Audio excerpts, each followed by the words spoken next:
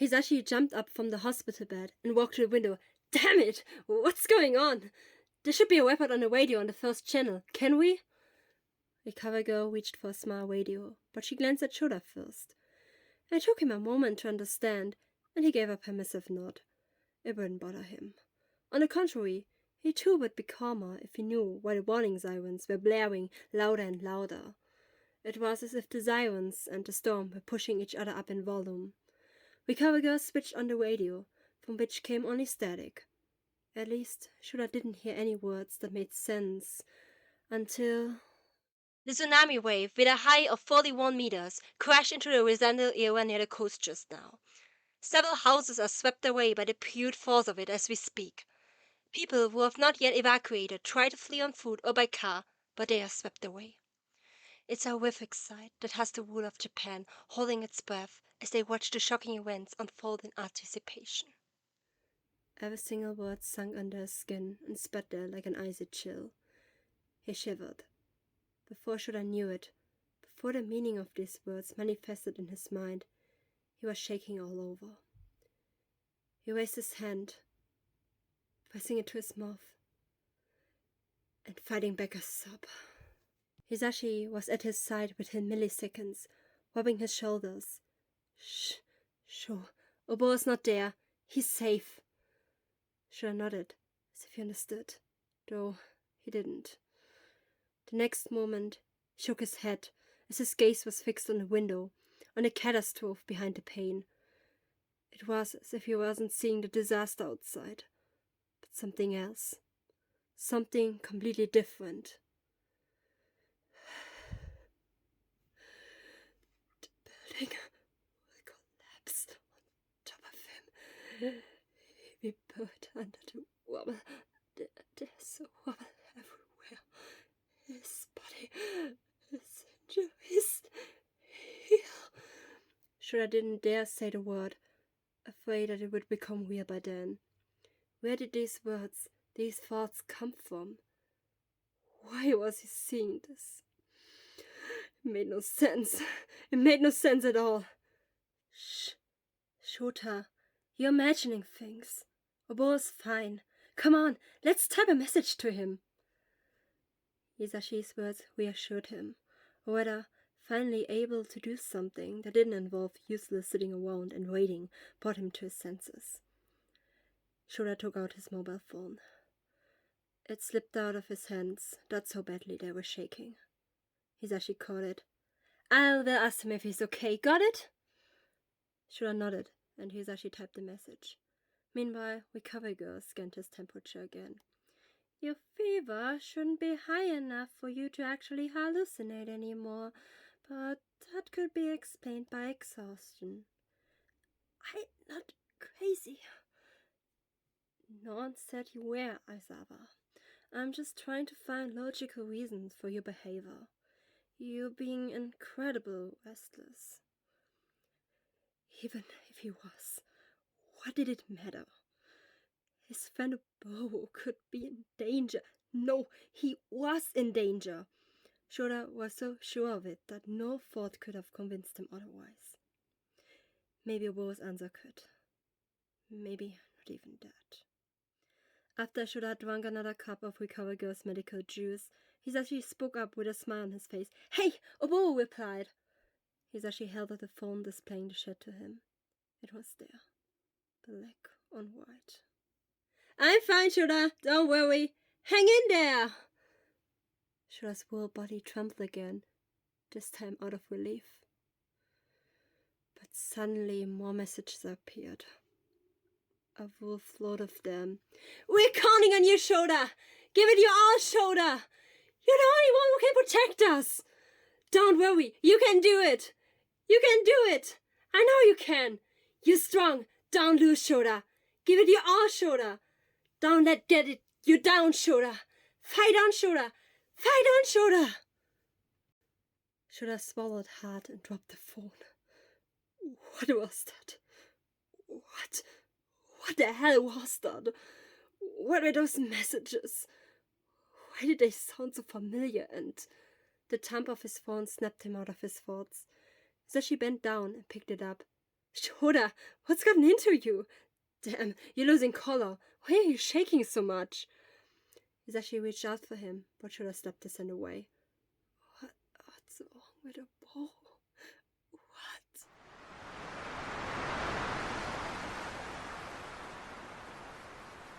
What about Oboro? Shouta lied on the stretcher, the paramedics carrying him to the corridor. Next to him, Hisashi's footsteps stopped echoing. He had stopped. Shouta, we're almost at the infirmary. Just hold on a little longer, okay? Shouta tried to turn his head towards him to see his expression, because Hisashi's voice sounded strange, but his body didn't obey him. He couldn't even open his eyes fully. But he felt Hisashi grab his hand and squeeze it tightly. Everything will be fine, Shouta.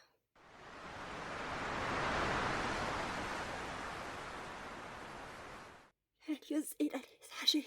All those messages. After Hisashi gave him back his phone, Shouta manically held the screen out to him, almost showing it in his face. Sure, I can't see anything like this. Hisashi took it and scrolled to the chat. What are you talking about? Do you mean the messages you've been writing for the past few days? Ha! He copied Japanese homework from you. No, the message from just now. Shouta's voice was still shaking, and with every passing minute, his tension increased. Buddy, what are you talking about? The last message he wrote was him being fine and that you should hang in there. There are more messages, Hisashi. Believe me. Hisashi strained and even took off his sunglasses to look.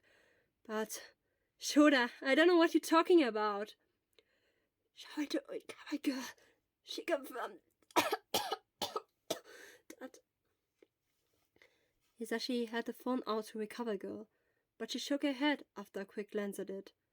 I'm sorry, Aizawa, but there are no other messages. You're lying! You just don't see it! He was talking himself into rage, where twisted thoughts settled in his heart and dropped like his drive. Oh, was cheering me on while I was fighting a strong villain. Internship! Can't you hear him? Can't you hear his desperate cries? Spurring me on to fight on. The sirens outside grew louder and louder. They sounded like the alarm that sounded when a villain was at work. Shouta was convinced that the same thing was happening again. Somewhere out there, Oboro Shirakumo was fighting for his life. This time there was nothing he could do to help. Nothing at all. It was even more devastating than the first time. Hisashi found his voice again after staring at him dumbfounded for an entire minute. Shouta, what are you talking about? Internship isn't until next year. Besides, Oboro is at home. And no offense, but you ain't a villain. He would stomp you to the ground before you could even draw your scarf at him. Hisashi was right. Hisashi was damn right. And yet... No, Hisashi, you weren't there. You have no idea what happened. You... Recover girl's hand on his shoulder made him falter. Aizawa, I would hate to sedate you, but you're almost losing your mind here. What's going on?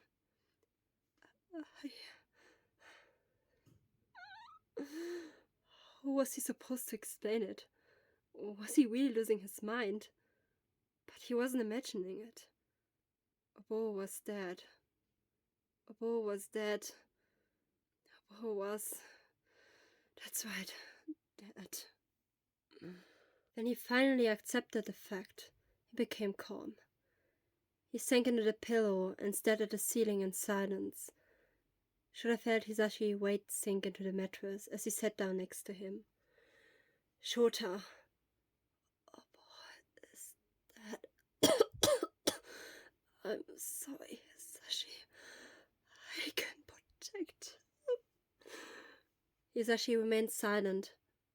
Did he finally understand? Did he finally understand the tragedy that had befallen them both?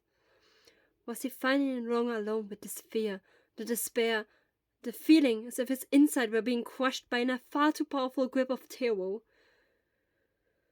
Would you feel better if I agreed with your illusion? He hadn't understood.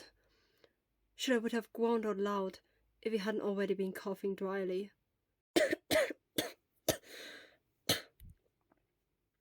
He's not dead, Shouta. He's alive. He lives on. Shouta wished he could join Hisashi's delusion, but he knew better. And he was thinking too rationally to allow anything but the truth. Nothing but the icy cold, terrifying truth. Even if it broke him piece by piece, shattering him into tiny pieces that were scattered to the four winds. Better to know what was coming than to stumble uncertainly towards the future.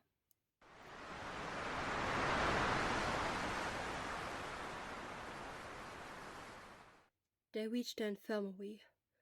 Shouta felt himself being hosted onto a bed, along with the cables and the machine, but he didn't truly follow what was going on. He heard footsteps fading into the distance, probably the paramedics leaving the room after their work was done. He was only aware of the pounding footsteps of Hisashi, who was probably pacing across the room. He had never been one to stay quiet for long, and not just with his voice. Although Shouta would have preferred to give in to the tempting relief of sleep, he had to stay awake. He had to know. With an inhuman instinct, he opened his eyes. The first syllable was swallowed by his tongue, which got stuck in his dry mouth. Hisashi. Sho! Hisashi stopped at his bedside and looked down at him. Think before you speak. Think before you speak. Don't raise it wrong. But his head failed all caution, and he spoke out loud what he thought he knew for certain. Is Oboro dead? Hisashi's expression was like unbreakable stone. His lips moved ever so carefully, as if afraid of making a mistake. Get some rest, Shouta. Is Oboro dead? Shouta asked with an urgency that also caught him off guard. In a few moments, Hisashi would tell him that he was alive, that Oboro was okay, that they were still friends, that they had set up a hero agency. Yes, that was it! The only reason Hisashi could afford 3 full-time jobs so easily was because they were all working for the same agency. Hisashi remained silent. It seemed as if he was reading all thoughts from Shouta's face, because in the very next moment, Hisashi's heart font cracked. His expression derailed so badly that it tore all hope away from Shouta. His eyes grew so wide that his pupils quivered like tiny dots. His wrinkles became hard around his mouth and nose. His brows squeezed, casting a gloomy shadow over the rest of his face. Shouta was about to apologize when Hisashi slapped his hand over his mouth, squinted his eyes, and letting out an almost soundless sob. Tears poured from his eyes, running down his cheeks and hand. Shouta finally understood. He understood. He knew it. He had known it all along, but still denied it at the very last chance.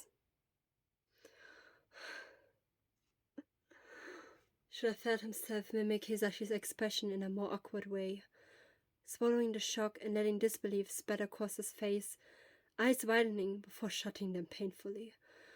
Shouta pressed his finger under his eyes to keep them from getting wet. Still, the burning liquid ran from his eyes and nose. He sniffled, fought it, and lost in the pathetic sobs.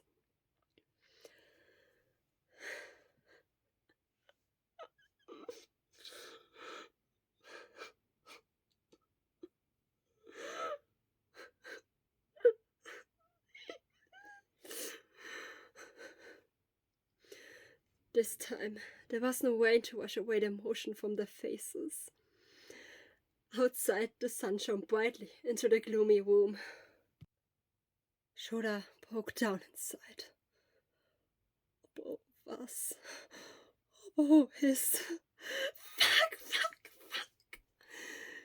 He drew his arms over his head, trying to hold himself together, even though it felt like he was tearing up inside piece by piece. What had happened to him in those 15 years? Who was he? Why had Oboro's death changed him so much? Why hadn't he turned to Hisashi? Or had he? He couldn't remember, but he was pretty sure he hadn't. Not a single time. Otherwise, Hisashi wouldn't be here, being the brave hero he was, facing the unknown future with the most spoken smile one could wear. Why should I kept his head low, eyes fixed on the past, away from what could be, denying himself any happiness? His illness proved it. He had turned himself into a freak, thinking he could take on the pain and hard labor alone, sparing others around him the incredible burden of the unbelievable. But that had been irrationally. So irrationally. What Hisashi did next was also irrationally. It couldn't be understood by someone like Shouta. Two leader-heavy arms wrapped around him, pulling him close. He resisted for a moment, tensing his body, before giving in, dropping against the warm body like someone too tired to keep on fighting. It felt nice, like hugging a teddy bear after a particularly bad nightmare, and Shouta buried his tear-stained face in Hisashi's soft chest, continuing to cry quietly. Hisashi's heart was beating strongly against him. It was literally trembling. Or perhaps it was Shouta who was shaking so badly that he got embodied like an earthquake. Carefully, striking slightly with the cables, Shouta wrapped his arms around Hisashi's both shoulders, hugging them around his neck and holding on to him. He felt like being 15 again, when all was right with their little world, when he still believed that he could achieve anything if he just pursued his dreams together with his friends and unwaveringly followed the distant path. But reality told a different story, that it was hard work, even then, and even more so now. Hard work, just hard work, nothing but cruel and hard work. You get brutally drowned to the ground, you get trampled on, you are torn to pieces, into shredded tiny pieces that are supposed to smile. And you get up anyway. You carry on with what little strength you have in you. You have to move yourself forward, even if you have to drag your mind behind your body. Because you get no choice. Because life doesn't give you a fucking choice. You lose, and you keep going. Until the very end. An air-out-knocking coughing fit shook Shouta out of his devastating thoughts. He barked with his hand held out, while Hisashi walked soothing circles over his back. The energy was gone just like that. The tears had dried. Now there was only a terrifying emptiness residing inside him.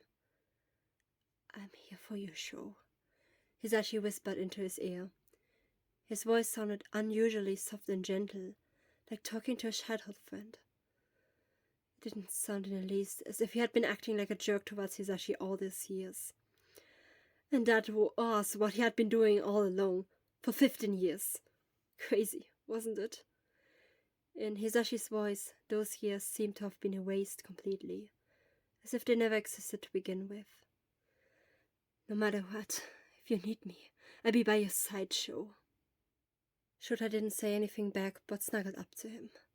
There were so many things he wanted to say to Hisashi. He wanted to apologize for always acting so cold and harsh towards him, for never having made the slightest attempt to approach him over the years, even though Hisashi had done everything he could to keep in touch, had even got him into teaching, for being such an asshole in every way. He wanted to thank Hisashi for never giving up on him, for cracking up silly jokes every morning and bringing a little bit of normality into his hectic everyday life, for always pulling him back into life, be it by moderating the sport festival together or dragging him to drinking events with the other teachers. He wanted to tell Hisashi that he had admired him, that he admired this man who never gave him up hope, who kept going, who did his thing, even though the world had put so many obstacles in his way. That unlike Shouta, he was living up to Oboro's dream, while the only thing Shouta ever done was to destroy it. They had wanted to set up a hero agency together. Why hadn't they done it as a team of two? Why hadn't they talked about it? Why?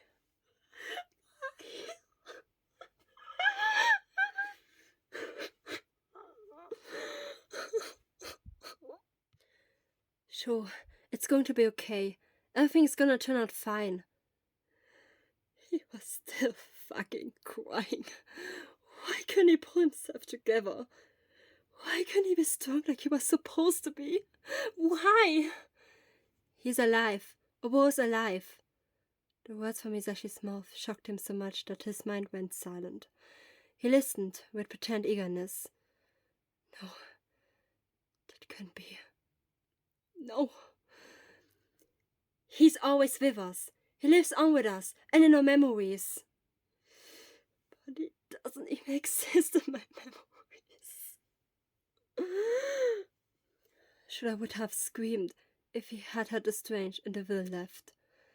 Instead, he didn't say anything and slumped against Hisashi with utter exhaustion as he accepted this truth for a moment. Oboro was alive. Oboro was with them. No! It felt wrong from all the ground up. But you... Shouta wasn't sure if his breath was heard, but it didn't stop him from finishing his sentence. There, Hisashi. He went limp in Hisashi's arms and fell asleep at the most inopportune moment.